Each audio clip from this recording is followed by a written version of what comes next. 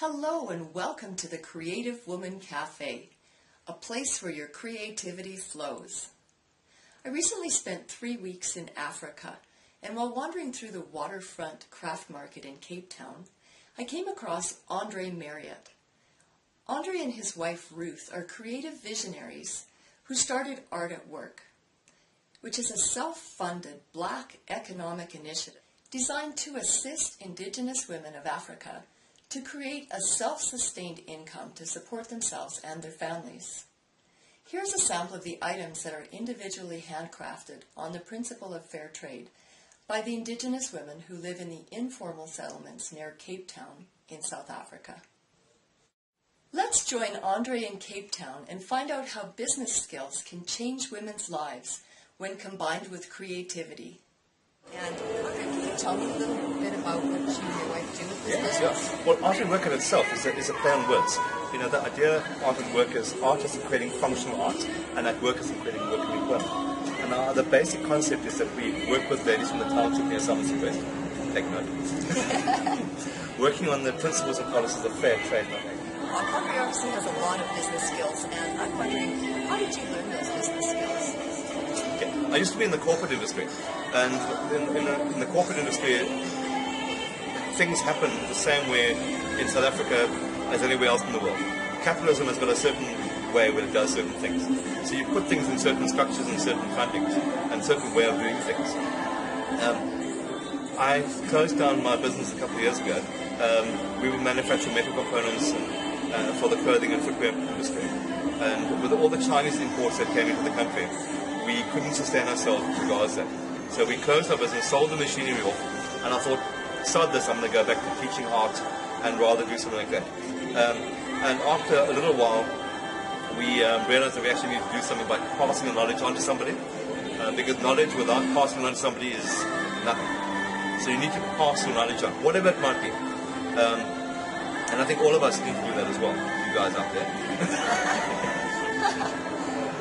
So, basically, you know, the corporate industry, I was involved in that for about 14, 15 years, and there's a certain type of business skills that work and things that don't work, and I've just followed that same kind of knowledge on and into this business.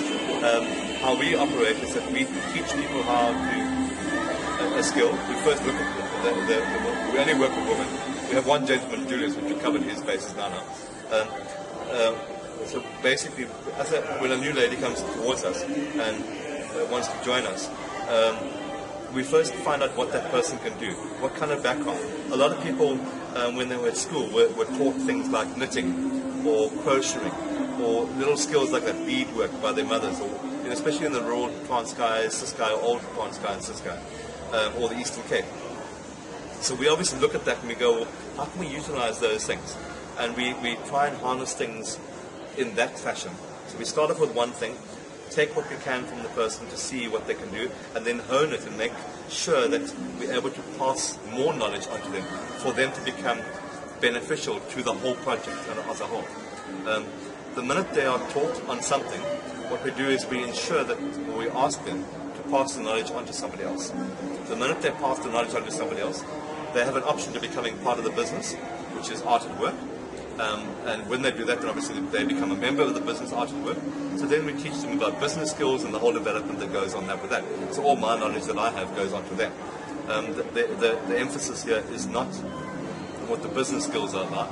The emphasis here is skills development, training, and sustainability. Those are the important factors. Wow. You told me earlier that the projects that make use of funding often don't survive. Can you explain why that is again? Yeah. Groups that get funding invariably emphasize on the fact that they need funding. And what happens is the money gets utilized, but when the money runs out, they don't learn how to sustain themselves. So they utilize the money to buy machinery, or to buy this or buy that, or to pay off whatever loans they've got. The problem that comes with that is they come up with a product which they haven't put in any thought into, because they haven't done the real world thing. In other words, develop something that actually you can sell, you can find a market for. And if you're just doing something because of the fact that it looks pretty and the idea is very nice, and you get funding for that, that's not sustainable. That's just idiotic.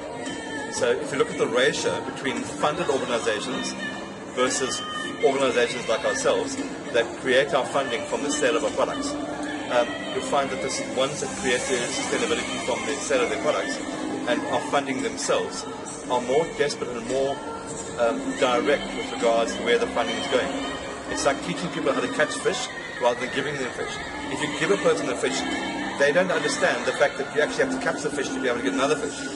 Where if you use the knowledge and teach someone how to catch a fish, they will sustain themselves and their family for a lifetime and be able to teach someone else how to catch a fish. So that's where the direct, and that's the old Chinese proverb, that's not something I made up. The reality is that giving money is not sustainable. All you're doing is creating a problem. Because the person that you're giving the money to is either going to be using the funding to pocket himself or fund himself, or it's not going to, a small percentage of the money goes to the group or the organization that actually needs the money, is the one problem that comes out. The second problem is that after a couple of years when the funding runs out, they just need more money, so it becomes a more begging system than an actual sustainability system. I don't say that it happens in all instances, but the reality is that if you look at, from my perspective, and I look at the different NGOs and the different groups that we have around South Africa, there are very few of them that have got funding and after 4 or 5 years are still there. The ratio is huge. It's probably out of 10 groups that get funding, one will sustain themselves. Now, in any kind of business-minded sense, that isn't sustainability. That's criminal. Because now those people are relying on that business to succeed, or that organization to succeed. You now have a huge problem because you have giving people false hopes, teaching them false ideas, and you're not teaching them how to sustain themselves. It's fantastic. Well, you know what, you are so inspiring. I'm so glad that I stopped by here to talk to you today, because you've just given us a world of information, and very, very inspiring. I just love the kind of work you're doing. Thank you. And how it's changing other people's lives. Thank you, Andre, for showing us how the creative use of business skills can make a huge difference in women's lives. Join us in the Creative Woman Cafe, where we explore the holy grail of creativity and learn to direct our creative flow more productively.